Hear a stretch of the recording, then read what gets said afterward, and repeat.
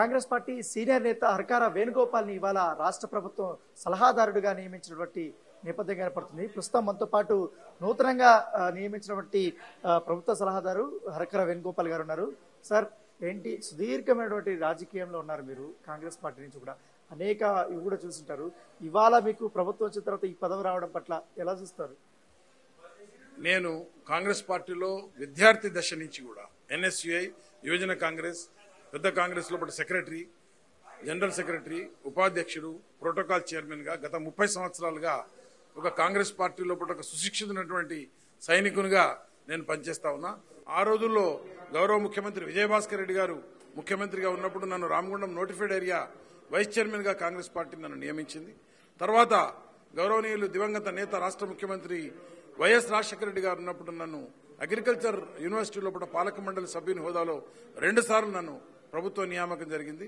3వసారి గౌరవనీయులు రేవంత్ రెడ్డి గారు ముఖ్యమంత్రి గారి యొక్క నేతృత్వం లోపల అఖిల భారత కాంగ్రెస్ కమిటీ యొక్క ప్రత్యేకమైనటువంటి సూచన మేరకు మరియు ప్రత్యేకంగా కేబినెట్, రాష్ట్ర కేబినెట్ మరియు మా గౌరవ ముఖ్యమంత్రి, మా నాయకుడైనటువంటి రేవంత్ రెడ్డి గారి యొక్క ఆలోచనతోటి, వారి యొక్క ఆలోచన విధానంతో ఈరోజు సమర్థతకు, ఒక నిజమైనటువంటి కార్యకర్తకు కాంగ్రెస్ పార్టీ న్యాయం చేస్తుంది అనేటువంటి మాట ఆ రోజు ఏదైతే రేవంత్ రెడ్డి గారు అనేక సభల లోపల చెప్పడం జరిగిందో, అదేవిధంగా వారు చెప్పిన విధంగా ప్రభుత్వం వచ్చినటువంటి 45-50 రోజుల లోపలనే ఒక మంచి క్రమశిక్షణ గలటువంటి నాయకులందరినీ కూడా తీసుకుని వస్తున్నారు. ఇంకా సమర్థత ఉన్నటువంటి నాయకులు చాలా మంది ఉన్నారు. వారందరికీ కూడా వారి వారి హోదాలను బట్టి మా నాయకుడైనటువంటి ముఖ్యమంత్రి రేవంత్ రెడ్డి గారు, అఖిల భారత కాంగ్రెస్ కమిటీ నాయకత్వం తప్పకుండా ఇది ఒక మన కాంగ్రెస్ పార్టీ కార్యకర్తలకు, నాయకులకు ఇది ఒక సిగ్నల్. ఇది రేపటి రోజు నిజమైనటువంటి కార్యకర్తకు సమానమైనటువంటి గౌరవం దక్కుతుంది అనేటువంటి దానికి నిదర్శనం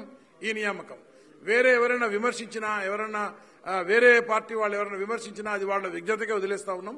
మేమందరం కూడా ఈ రాష్ట్రం లోపల రాష్ట్ర ప్రజానీకానికి సేవల దృష్ట్యా కేబినెట్ కి, ముఖ్యమంత్రి గారికి మేము పూర్తి స్థాయిలో సహాయ సహకారాలు అందించి రాష్ట్రం లోపల ప్రభుత్వం ముందుకు నడిచేటువంటి విధంగా, సమర్థవంతమైనటువంటి ప్రభుత్వం ఇచ్చే విధంగా మేము తప్పకుండా నా వంతు ప్రయత్నం నేను చేస్తా. మా ముఖ్యమంత్రి గారికి, మా డిప్యూటీ సీఎం గారికి మరియు కేబినెట్ కి, రాష్ట్ర కేబినెట్ కి, ప్రత్యేకంగా అఖిల భారత కాంగ్రెస్ కమిటీకి సంబంధించిన మా తెలంగాణ రాష్ట్ర వ్యవహారాల ఇన్ఛార్జ్ దీపాదాస్ మున్షి గారికి, అలాగే మా కేసీ వేణుగోపాల్ గారికి, మా అఖిల భారత కాంగ్రెస్ కమిటీ అధ్యక్షుడైనటువంటి మల్లికార్జున ఖర్గే గారికి, రాహుల్ గాంధీ గారికి, సోనియా గాంధీ గారికి ప్రత్యేకమైనటువంటి కృతజ్ఞతలు తెలియజేస్తా ఉన్నాం. ఈసీసీలో ప్రోటోకాల్స్ చూసేటవారు, ఎందుకంటే అధిష్టానంతో మంచి సాన్నిహిత సంబంధాలు ఉన్నారు. ఇవాళ మీరు ప్రోటోకాల్ విభాగంతో పాటు పిఆర్ సంబంధించినటువంటి ఈ విభాగంకు వచ్చారు కాబట్టి ఇవాళ వెంటనే వేణుగోపాల్ గారు మీకు ఫోన్ చేసినట్టు తెలిసింది. అలాగే దీపదాస్ మున్షి గారు ఫోన్ చేసినట్టు ఏం చెప్పారు వాళ్ళు?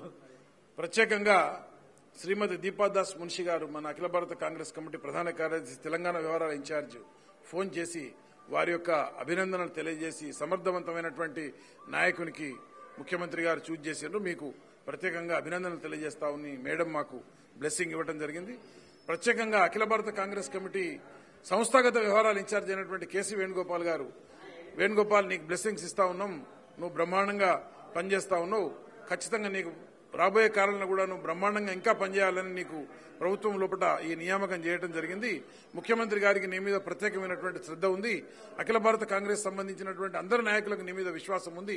నువ్వు సమర్థవంతమైనటువంటి నాయకుని అనేటువంటిది నన్ను కేసీ వేణుగోపాల్ గారు, దీపదాస్ మున్షి గారు ఇద్దరు అభినందించినందుకు వారికి శిరస్సు వంచి నేను ప్రణామం చేస్తా ఉన్నాను.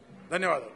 సార్, ముఖ్యంగా వేణుగోపాల్ గారు చెప్పండి, మామూలుగా అయితే ఎవరైనా సలహాదారులుగా నియమించినప్పుడు ఐఏఎస్ ఆఫీసర్ని, రిటైర్డ్ సంబంధించిన ఐపీఎస్ ఆఫీసర్ని నియమించుకున్నాం గత బీఆర్ఎస్ ప్రభుత్వంలో. ఇప్పుడు మాత్రం ముఖ్యమంత్రి వారికి కావాల్సిన వారిని సలహాదారులుగా ఎన్నుకున్నారనేది కూడా బీఆర్ఎస్ కామెంట్ చేస్తున్నారు. ఈ కామెంట్స్ ని మీరు ఎలా చూస్తారండి? ఇది ఏదైనా ముఖ్యమంత్రి గారు మరియు కేబినెట్ యొక్క విచక్షణ. దీన్ని ఎవరినూ ప్రశ్నించేటువంటి అధికారం దీనికి లేదు.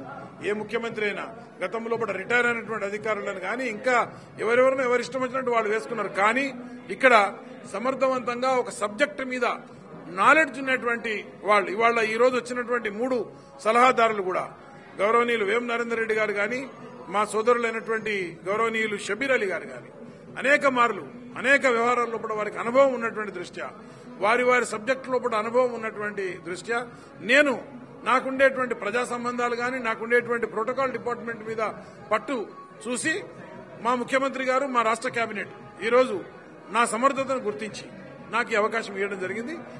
వాళ్ళెవ్వరు ఏమైనా ఎవరు ఏ విధమైనటువంటి విమర్శలు చేసినా ఆ విమర్శలకు నేను ఎవరం కూడా మేము స్పందించడానికి సిద్ధంగా లేము. వారి విజ్ఞతకే వదిలేస్తాం. రాబోయే కాలంలో అందరం కలిసి సమిష్టిగా ఈ రాష్ట్రాన్ని అభివృద్ధి దిశగా ప్రయత్నం చేద్దామనేటువంటిది నా కోరిక.